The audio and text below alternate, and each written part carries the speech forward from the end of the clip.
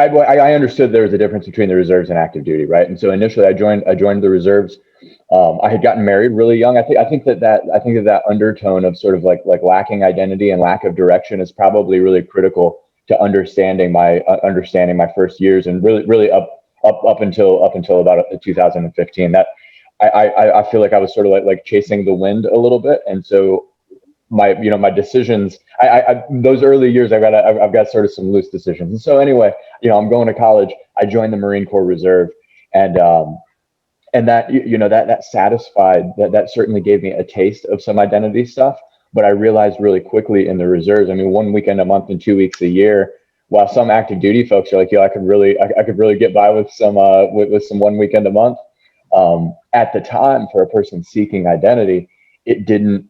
It gave me a taste of what I was looking for, but didn't scratch the itch all the way, if you will. And so initially, I was at I think it was called 4th Landing Support Battalion at Hunter Army Airfield in Savannah, Georgia.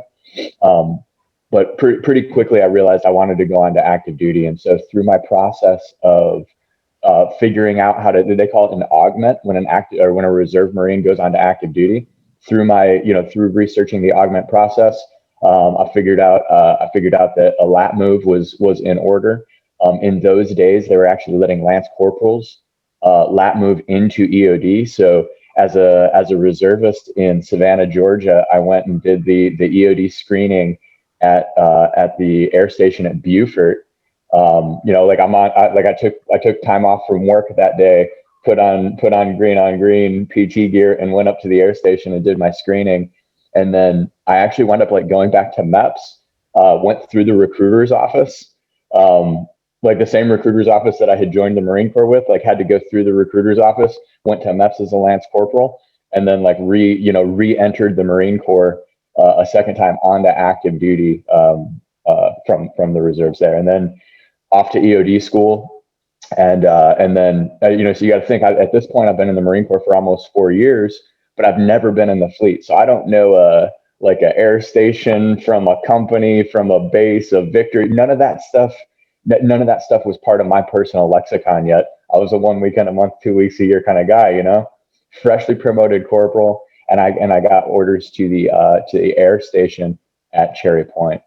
And so, you got to think, this guy who's sort of seeking to take on this Marine Corps identity. This is 2005 at this point, 2006. So both of the wars are going hot and heavy, and I'm chasing this Marine Corps identity. And now I get to my first fleet unit, and it's not even a fleet; it's an air station installation at Cherry Point.